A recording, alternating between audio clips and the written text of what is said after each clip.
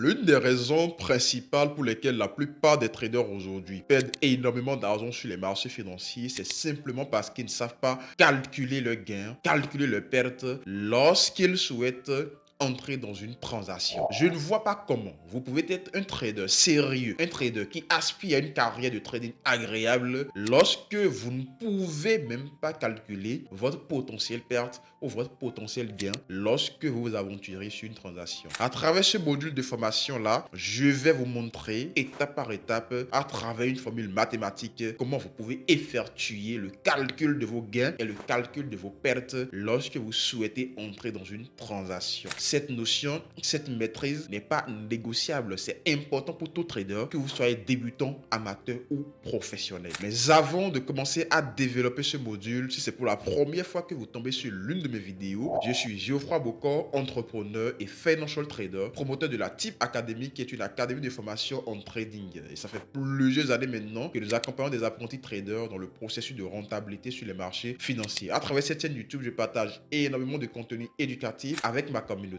Et actuellement même, je suis en train d'offrir une formation d'initiation totalement gratuite en trading forex. Et cette vidéo fait d'ailleurs partie de l'un des modules de cette formation. Si vous êtes intéressé à l'idée de reprendre cette formation dès le début, vous allez directement sur la chaîne YouTube, vous regardez au niveau des playlists, vous verrez la playlist formation gratuite. Et là-dedans, vous verrez toutes les vidéos, tous les différents modules de cette formation depuis le début. Je crois que ça vous fera du bien, surtout si vous êtes débutant dans le métier du trading. Et si vous ne voulez pas rater les prochains modules de cette formation-là, je vous invite à vous abonner si ce n'est déjà fait, d'activer la cloche de notification afin de ne plus rater les prochains modules, bien évidemment. Et si vous appréciez ce travail complètement bénévole que j'effectue sur cette chaîne, lâchez un gros pouce bleu, laissez un petit commentaire, ça fait toujours plaisir. Et d'ailleurs, j'oubliais, pour ceux qui souhaitent intégrer notre communauté de traders particuliers sur Telegram, le lien sera dans le premier commentaire de cette vidéo ou dans la description également de cette vidéo. Vous effectuez votre demande et ce sera avec plaisir que nous allons vous accompagner dans ce métier du trading. On va se donner rendez-vous directement sur mon ordinateur pour que je puisse vous apprendre concrètement comment calculer vos gains et comment calculer vos pertes lorsque vous vous engagez dans une transaction sur les marchés financiers.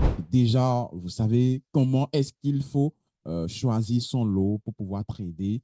Et lorsque vous tradez, comment est-ce que vous pouvez calculer le nombre de pips que vous avez fait en bénéfice ou bien en perte.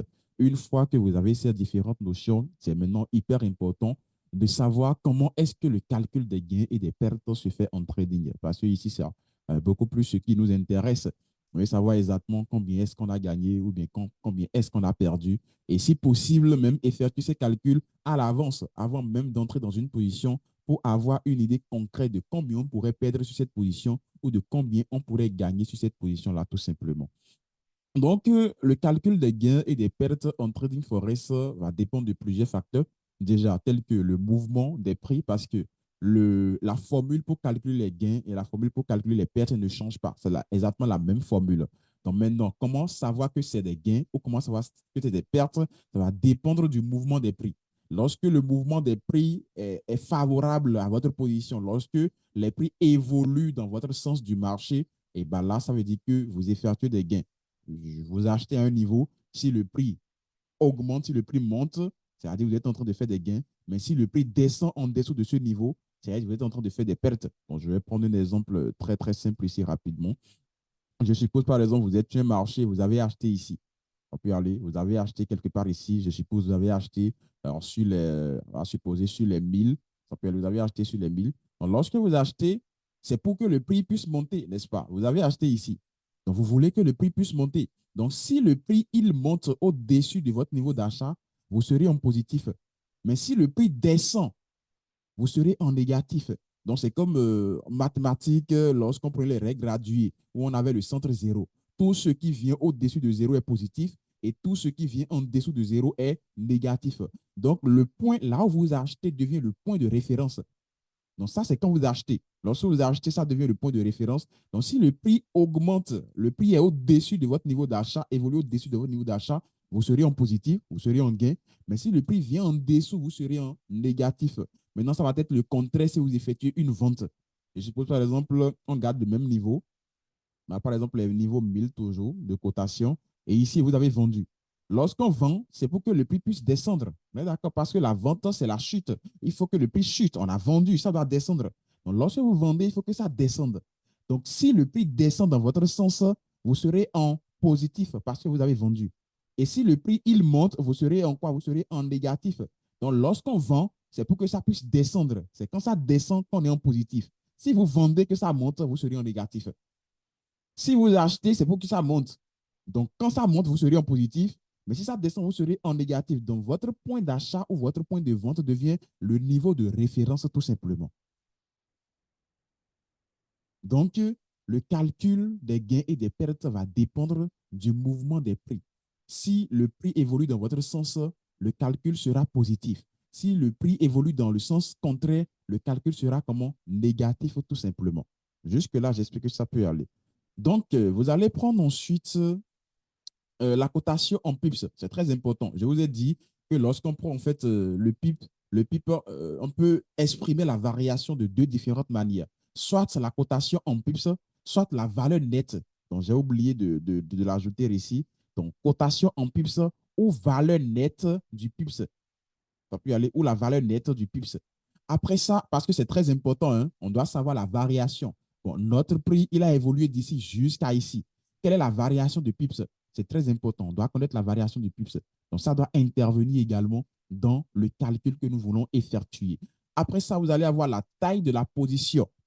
La taille de la position, c'est tout simplement le lot que vous prenez sur la position. Quelle est la quantité d'actifs financiers que vous avez acheté? Quelle est la quantité de devises que vous avez acheté? Quelle est la taille de votre position sur cet actif financier-là? Donc, c'est ça, en fait, le plus important ici, la taille de la position. Est-ce que vous avez pris un lot de 0,01, un lot de 0,2 et tout, et tout, et tout? C'est important, ça intervient également dans le calcul. Après, le dernier point, c'est le type de lot utilisé. Le type de lot utilisé ici, c'est est-ce que vous avez utilisé un lot standard? Est-ce que c'est un lot mini que vous avez utilisé? Est-ce que c'est un lot micro que vous avez utilisé? Maintenant, le type de lot utilisé ici est également lié au type de compte. Ça également, j'ai oublié de l'ajouter, est également lié au type de compte. C'est très important parce que vous pouvez utiliser un type de lot, mais avoir un type de compte différent. C'est-à-dire que vous pouvez avoir un compte standard et utiliser en fait un lot, par exemple, micro. Mais dans le calcul, ce n'est pas le lot micro que vous allez utiliser. Vous allez utiliser le lot standard parce que vous avez un compte standard. C'est quelque chose, en fait, beaucoup de personnes vraiment, vraiment ne s'attardent pas dessus, ou bien beaucoup de personnes n'expliquent pas bien cela, mais c'est très important de le savoir. Si j'ai un compte standard, mais que j'utilise un lot micro, dans le calcul de gain et de perte, c'est le lot standard que j'utilise parce que j'ai un compte standard. Donc, j'utilise 100 000 unités dans mon calcul directement. Maintenant, il y a d'autres brokers qui peuvent vous proposer des comptes micro. Lorsque vous avez un broker qui vous propose un compte micro, même lorsque la taille de votre position, c'est-à-dire vous utilisez un type de lot standard, vous devez considérer le lot micro pour le calcul des gains et des pertes. Donc, le type de lot utilisé est directement lié également au type de compte que vous utilisez. Maintenant, généralement, la plupart des comptes chez les brokers, c'est des comptes standards. Il y a juste quelques brokers qui vont vous proposer des comptes pardon, mini, micro, et ainsi de suite. Mais le compte le plus utilisé vraiment en trading, c'est le compte standard. D'ailleurs, le type de compte que je vous ai aidé à créer, c'est le compte standard tout simplement. Jusque-là, j'espère que ça peut aller. Donc, tous ces éléments vont intervenir dans la formule de notre calcul tout simplement. Ça peut aller. Donc, la formule ici, là, j'ai mis deux différentes formules. Très important. Je vous l'avais dit lorsque je vous parlais de la notion de pipe. Hein. Voilà, lorsque je vous montrais deux différentes manières d'exprimer la variation du pips, je vous ai dit que j'allais vous donner ici deux différentes formules. Il y a deux différentes formules ici. La première formule, le calcul de gain ou de perte est égal au nombre de pips en cotation multiplié par le volume. Le volume, c'est le lot que vous avez pris. Donc, le nombre de pips ici, déjà, c'est en cotation. Ce n'est pas la valeur nette. Avec la première formule, ce n'est pas la valeur nette. C'est en cotation. Ça peut aller. Fois le volume. Le volume, c'est le lot que vous avez pris. Fois le nombre d'unités, c'est-à-dire le type de lot utilisé.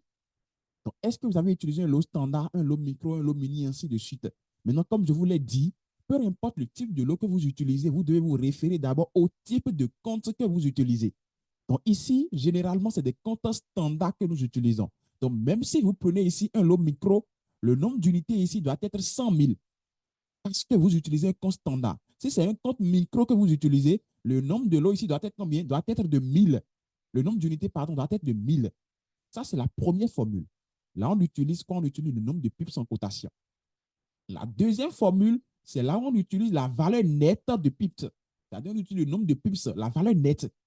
Est-ce que c'est 50 pips? Est-ce que c'est 60 pips? Est-ce que c'est 100 pips? Est-ce que c'est 140 pips? On utilise ici la valeur nette du pips, de la variation de pips. Ce n'est pas le nombre de pips en cotation, c'est la valeur nette.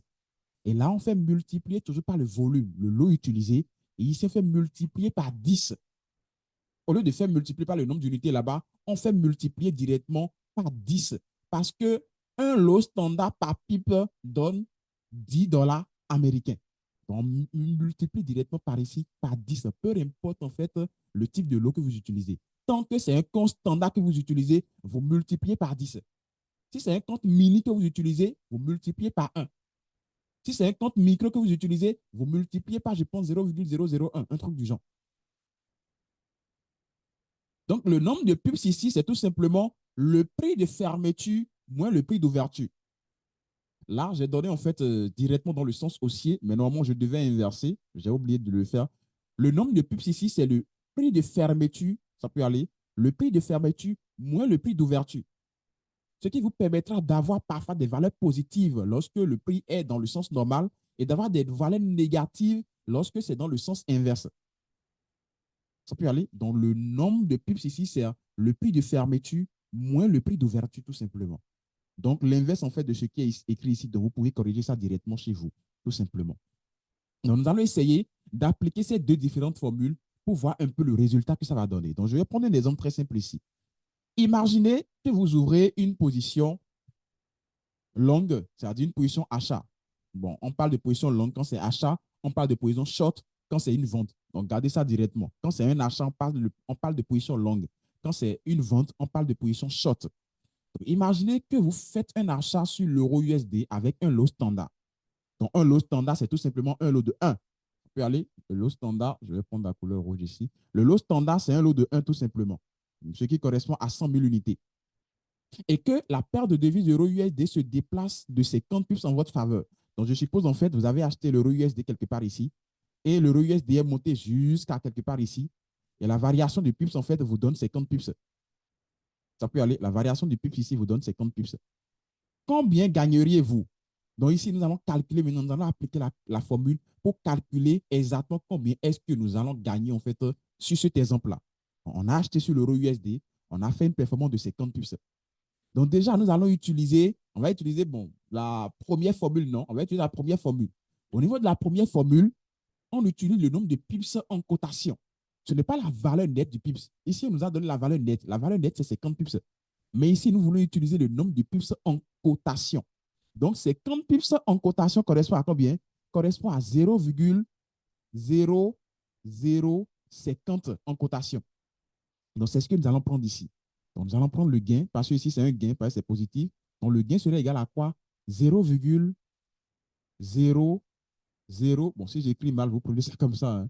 0,050 multiplié par le lot qu'on a pris. On a pris quel lot ici? On a pris un lot de 1. Donc, ici, on a pris un lot. On fait multiplier par 1, multiplié maintenant par le nombre d'unités.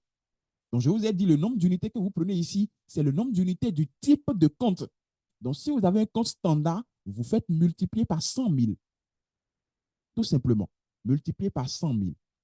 Donc, on va essayer de faire le calcul très rapidement. On va prendre, je vais prendre la calculatrice rapidement. Voilà. Attention, calculatrice. Voilà. Donc là, on va prendre 0,0050 multiplié par 1 multiplié par 100 000. Ce qui me donne exactement 500. Donc, ça me donne exactement 500. Ça veut dire que sur cette position, j'aurais gagné combien? J'aurais gagné 500 dollars. Voilà, en prenant un lot de 1 sur l'euro USD et en faisant une performance de 50 pips, je gagne 500 dollars tout simplement. Et là, c'est la première formule qu'on a utilisée. Maintenant, on va utiliser la deuxième formule. On peut aller, on va utiliser la deuxième formule. La deuxième formule nous dit quoi? Que le gain est égal au nombre de pips, la valeur nette. Donc ici, ce n'est plus la valeur cotation, c'est la valeur nette. La valeur nette ici est de combien? De 50 pips. Donc on prend 50 pips multiplié par le volume. Le volume, c'est toujours combien? C'est toujours 1. Multiplié par 10, qui est la valeur par pipe de l'eau standard. Tout simplement. Donc nous allons faire maintenant 50 fois 1. Attention, 50 fois 1 fois 10, ce qui nous donne encore exactement 500. Donc, pour vous dire quoi, tout simplement, que ces deux formules marchent correctement. Donc, c'est à vous de décider de quelle formule vous voulez utiliser. Mais la formule que moi, je conseille le plus à mes étudiants, c'est la deuxième formule. Parce que cette formule, en fait, c'est beaucoup plus simple. Vous ne vous embrouillez pas avec les histoires de cotation de 100 000. Vous savez simplement qu'il faut prendre le nombre de pips fois le volume, fois 10 tout simplement, et ça vous donne directement le gain que vous faites. C'est très simple. Donc, c'est très important de maîtriser ce calcul-là pour pouvoir calculer vos gains et pour pouvoir calculer également vos pertes. Donc, je l'ai dit, hein, lorsque le prix se retourne contre vous, lorsque le prix va dans le sens inverse, eh ben, vous allez perdre de l'argent. Donc là, nous allons aller directement sur MT4. On va se rendre directement sur MT4 pour que je puisse effectuer un calcul quand même en direct sur un graphique en direct pour que vous puissiez voir un peu ce que ça donne directement sur les graphiques. C'est toujours important. Donc, on va aller directement sur le MT4.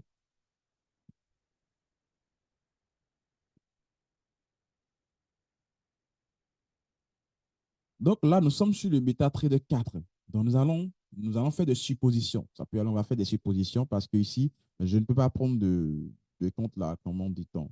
Je ne peux pas prendre des positions directement pour vous le montrer parce que c'est un compte que j'ai créé juste pour la formation. Donc vous pouvez bien le remarquer. Il y a $0 sur le compte. Je n'ai pas crédité le compte. Donc on va juste en fait prendre des exemples. Ça peut y aller. Donc ici, on va supposer par exemple qu'on a acheté quelque part ici. Donc, je vais placer une ligne quelque part ici. Voilà. Je suppose qu'on a acheté ici. Voilà. Donc, je vais prendre une flèche ici. Voilà. Pour dire qu'on a acheté quelque part ici. Ça peut aller. Donc, je suppose qu'on a acheté directement sur cette ligne rouge-là, à partir de ce début de mouvement-là. Je suppose qu'on a acheté ici. Et que le prix est venu jusqu'ici. Je vais prendre un exemple très simple. Je vais essayer de tracer un rectangle quelque part ici. Là. On va essayer de tracer un rectangle quelque part ici. Voilà. Vous voyez? Donc, je suppose qu'on est sorti de notre position à ce niveau-là. On est sorti de la position à ce niveau. Donc, je vais mettre une flèche ici. Voilà, on est sorti de la position ici. Donc là, nous avons une position longue. On a acheté ici et on est sorti ici. Donc, nous allons calculer combien est-ce qu'on a gagné dans cette position-là. Mais pour calculer combien on a gagné dans cette position, il y a deux choses en fait qui sont d'abord importantes. C'est quel est le lot qu'on a pris. Donc, je suppose qu'ici, on a acheté avec un lot, par exemple, on va prendre un lot très simple, on va prendre un lot de, disons, 0, on va prendre combien 0,05 par exemple. On va peut-être prendre l'exemple de l'eau micro. Ça peut aller. Donc, je suppose qu'on a pris un lot de. Attention, je vais mettre ça en rouge pour que ce soit bien clair. Donc, je suppose qu'ici, on a acheté avec un lot de 0,05. Ça peut aller. Je suppose on a acheté avec un lot de 0,05.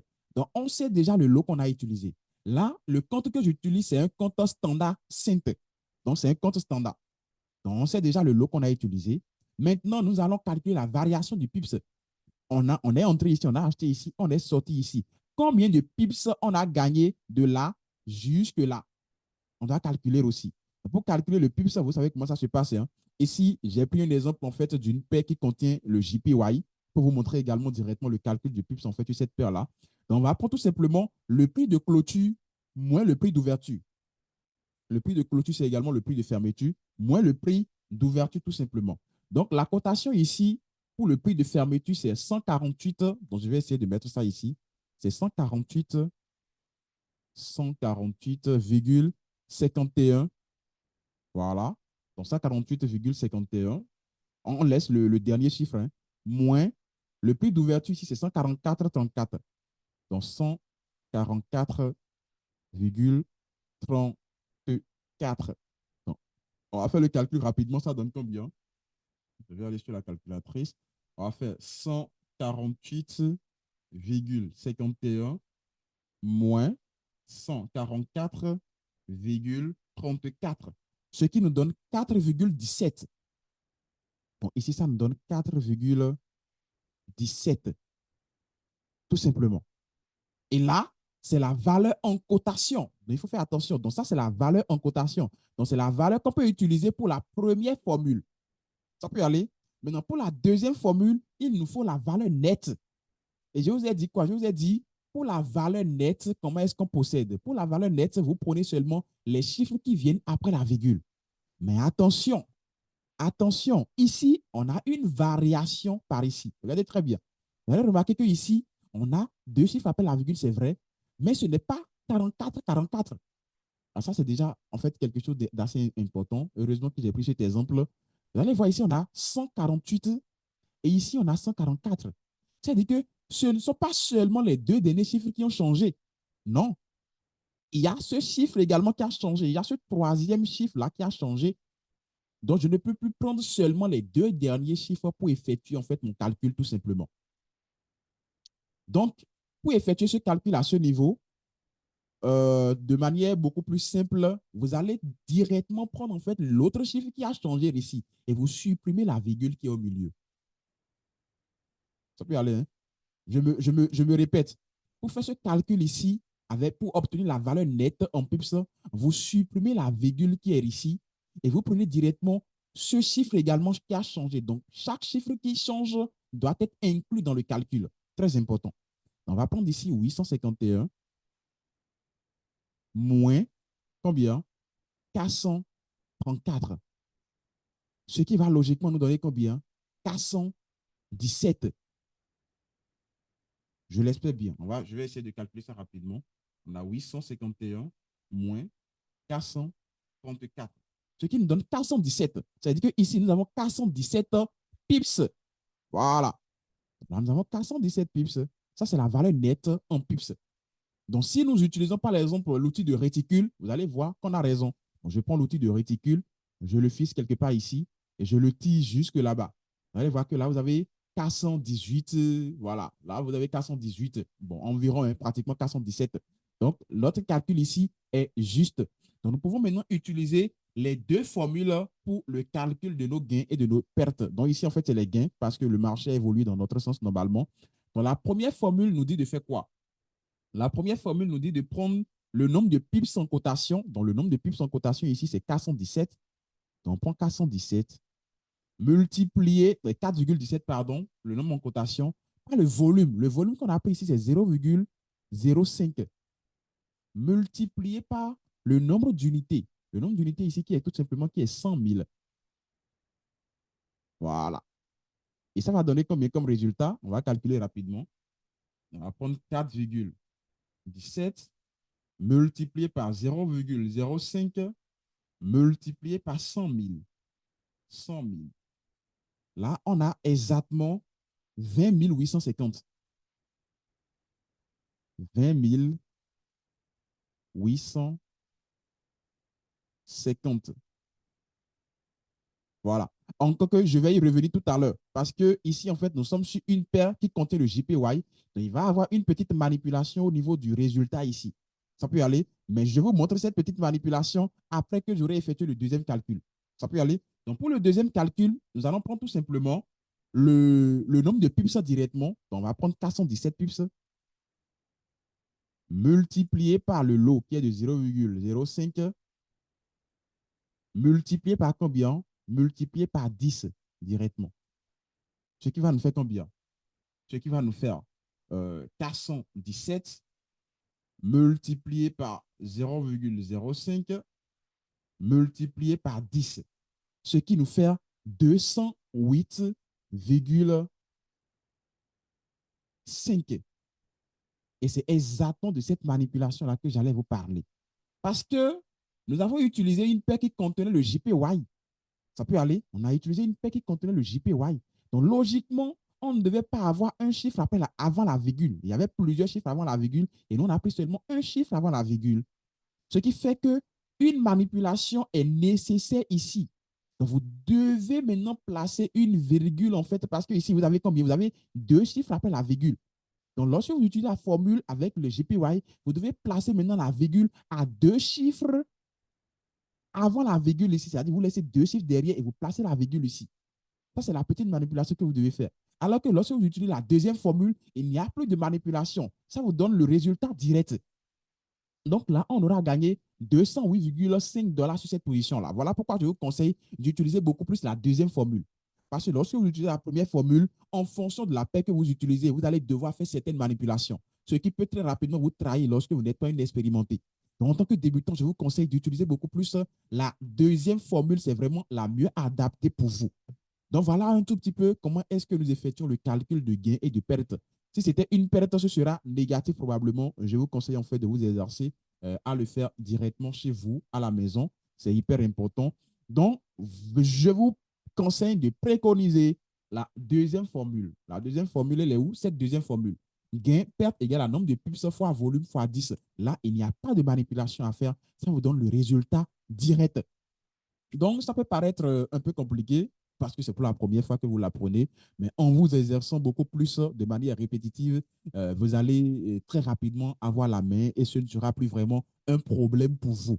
Donc, exercez-vous massivement. Alors les amis, j'espère qu'à travers ce module de cours, vous avez appris de manière concise comment calculer vos gains et vos pertes manuellement à travers une formule mathématique. Ça, c'était beaucoup plus la méthode pour les débutants parce qu'il faut bien partir de quelque part. Même si aujourd'hui, je vous montrais directement une méthode automatique d'effectuer ces calculs-là, si vous ne comprenez pas le fondement de ces calculs, vous remarquerez qu'il y a toujours quelque chose qui manque à votre appréciation par rapport à cette notion-là. Donc, à travers ce module, j'ai montré la méthode manuelle, ok, mathématique pour calculer. Mais il y a également une méthode automatique via laquelle on utilise un algorithme, ce qu'on appelle généralement des experts advisors, pour effectuer le calcul automatique sur les marchés financiers. J'ai déjà effectué une vidéo là-dessus et je vous mettrai la vidéo en recommandation quelque part ici, ok. Vous pouvez cliquer directement là-dessus afin de suivre la méthodologie pour effectuer le calcul automatique des gains et des pertes. Ça va dans votre intérêt. Si jusque-là, vous n'êtes pas encore abonné, abonnez-vous, activez la cloche de notification et lâchez un gros pouce bleu si vous avez apprécié ce module de cours-là. Et moi, je vous donnerai rendez-vous dans le prochain module dans lequel nous allons aborder la notion de commission du broker. D'ici là, portez-vous bien et à ciao.